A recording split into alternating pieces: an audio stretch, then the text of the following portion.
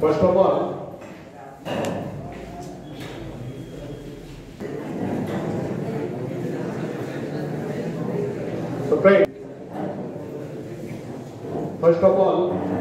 I am very much thankful to our honorable principal, Shraddha Deshpande ma'am, and her colleagues that they have given me an opportunity to deliver motivational speech to this Polytechnic youth. Myself, Dattatreya, I am the retired principal of Government ITI. Basically, I am electrical engineer.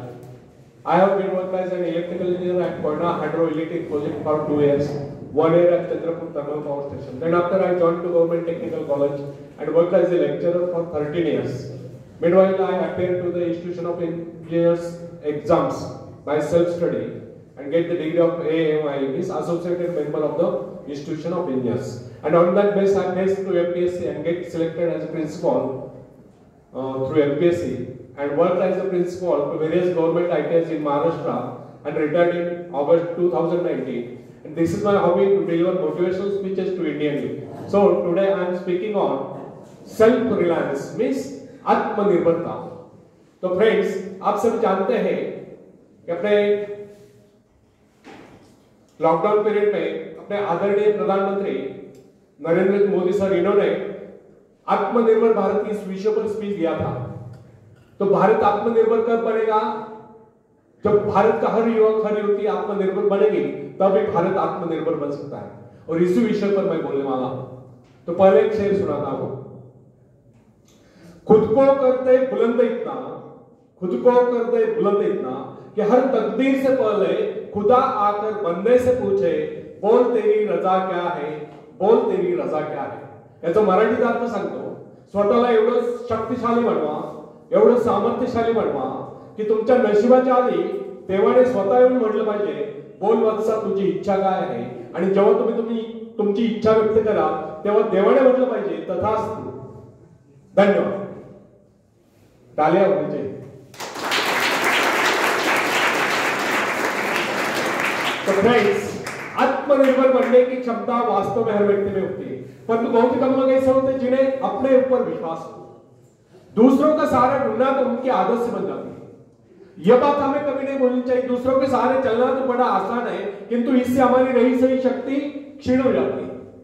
मस्तिष्क और योग्यता, इनका जितना उपयोग किया जाएगा ये उतने बढ़ेंगे, इनका उतना ही विकास होगा. एक विडंबना है कि अपने आप कुछ करने की बात तो जैसे लोगों के मन में आती नहीं. कुछ लोग अपने आप एक ही काम करते रहते हैं और वह है अपने बदनसीबियों का रोना रोना या दूसरों के आश्रय कर उनके गुणगान करना. ऐसे लोग जिन्हें सदा दूसरों के बल पर विश्वास होता है, वे केवल पिछलकों की संज्ञा पाकर निंदा के पात्र बने रहते हैं. ऐसे लोग अपने आंतरिक शक्तियों का भी लाभ नहीं उठा पाते. फ्रेंड्स, यह नहीं समझना आप यदि जन्मजात नेता नहीं है तो इसे लोग जन्मजात कौन क्या होता है. कोई महान नहीं होता, कोई वैज्ञानिक नहीं होता, बल्कि एक अबोध बालक जन्म के बाद अपने में ऐसी शक्ति पैदा करता है जिसके सहारे वो अपने व्यक्तित्व की एक अलग पहचान बना लेता है. इतिहास में ऐसे बहुत से लोग हुए जिनमें नेतृत्व करने की योग्यता नहीं थी, फिर भी वे अपने प्रयत्नों से, अपने परिश्रम से अपनी योग्यताओं का विकास करके महान नेता बने. नेता वही होता है जो किसी पर निर्भर हो, जिसमें नेतृत्व करने की क्षमता हो, जो दूसरों के विचारों का सहारा लेना आवश्यक न समझता, उसमें स्वयं सोचने और अपने कार्यक्रमों को स्वयं निर्धारित या कार्यान्वित करने की क्षमता होती है. लोगों की संख्या बढ़ाकर भीड़ के बीच में चलना तो कोई बड़ी बात नहीं. बड़ी बात तो यह है कि लोगों के दिलों में अपना स्थान बनाया जाए, चाहे लोगों की संख्या कितनी कम क्यों न हो. ऐसे लोग वही होते हैं जो आत्मविकास करके शक्तिशाली हो चुके हैं. ऐसे लोग अपने भाग्य को बदल देते हैं, अपने साथ साथ दूसरों का भी भाग्य बदल देते हैं. फ्रेंड्स, आज की युग की विडंबना यह है कि हर कोई किसी न किसी का सहारा ढूंढकर नजर आता है. किसी को अपने धन का सहारा लेना पड़ता है तो किसी को अपने मित्र का, कुछ तो अपने वंश पर ही खुले नहीं समझते. ऐसे तो बहुत ही कम लोग होते हैं जिन्हें अपने ऊपर पूरा विश्वास हो. दूसरों की शक्ति पर जीने वालों का एक मनोविज्ञान यह भी होता है कि ऐसे लोग सदैव किसी न किसी को दोष ठहराकर अपना पक्ष बचाने के अवसर ढूंढा करते हैं. वास्तविकता यह है, इस प्रकार की आदत कायर प्रकृति की परिचायक है. आत्मनिर्भर बने या आत्मनिर्भर बनने की आदत डाली. आदत कारण उस समय होता है जब एक बच्चे को उसका पिता कोई विशेष कार्य करने को कहता है तब वो संतुष्ट नहीं होता, लेकिन जब वो अपने ढंग से उसी कार्य को करता है, उसे पूरा करने के लिए संघर्ष कर विजय प्राप्त करता है तो उसके चेहरे पर खुशियों की लहरें थिरकते नजर आती है।